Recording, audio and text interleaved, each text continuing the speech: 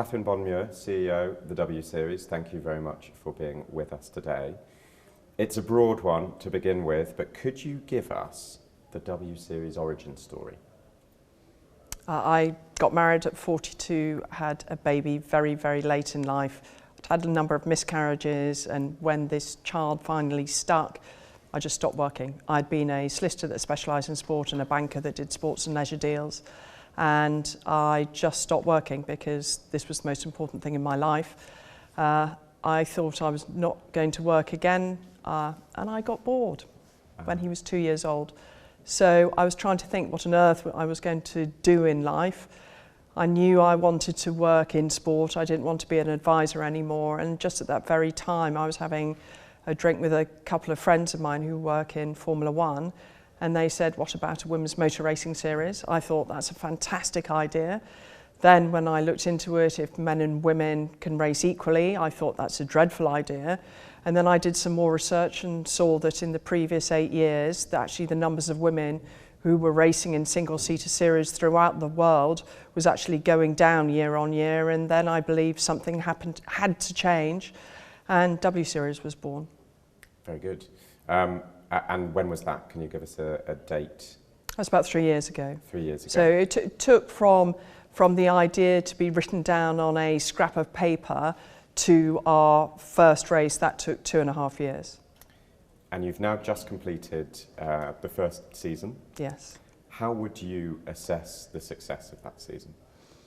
Well, I tend to look at the cup as being half empty, so I always think that we could do things better. And lots of people say to me that you must be overwhelmed by the success, and I think I'll enjoy the success a lot more when in future years, if I'm not working in W Series, because at some point I will retire. But I think when I hear from everyone else comes up to me and says, this is absolutely extraordinary as what has been created here. We had fantastic TV viewing figures. We reached 340 million households across the world on TV. Our social media stats, have grown significantly month on month after every single race that we had. So I think if we judge our success by the reach we've had and the audience that we've created and the interest that we've received throughout the world, I think we must have been successful. It's hugely challenging to start up any kind of endeavour on this scale, let alone something that hasn't been done before. 3 years since that initial idea, looking back on it, what was the main challenge that you encountered, and how did you overcome it? Well, the main challenge for anyone doing a startup business is money. So what I had to do was persuade someone to part with a couple of £1 million on what ultimately is an idea. If you set up a widget company or you're selling clothes, you can buy 3 items and then you can go and sell those items, and the profit that you make from that you can invest back into the business. But the problem when you set up a motor racing series, it costs tens of millions of pounds. No one's going to give you that on an idea. So the most difficult thing was to raise the first couple of £1 million to get the idea going, to get an office, to get some key people in place, to get experienced management team in place. And once that has happened, then you can go out and you can buy cars, raise money to buy cars, you can get the dates, and then you can sign the drivers. So it's all been about raising money. And what about the next milestones that you're aiming for? I think next season it's all about where we're racing and who we're racing with, and we're having some interesting conversations. I mean, it's public knowledge that we're definitely with DTM next year.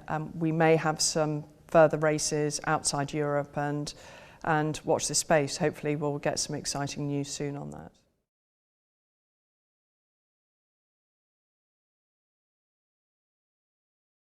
If we look back 3 years ago, this was where sports like football, rugby and cricket were starting to gather a massive momentum for women's sport. Motorsport was just getting worse. So there was something that was going very, very badly wrong with motorsport. And whilst obviously you can say you need more women in at the bottom so to allow them to go through, you know, we were dealing with only 5% of people going into motorsport were women, probably across the world as an average. And therefore, I think we needed just to make a fundamental change. And W Series is set up at that Formula 3 level to do two things. One is to give, hopefully, the best female drivers in the world more experience so that they can be better able to go and race against the men. But as we saw from our Brands Hatch race, what it also has done is inspire a huge number of young girls to come who came and watched our Brands Hatch race.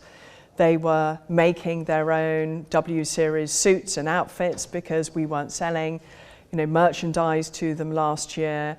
And you know, there were lots of journalists that were saying that this is a really important event.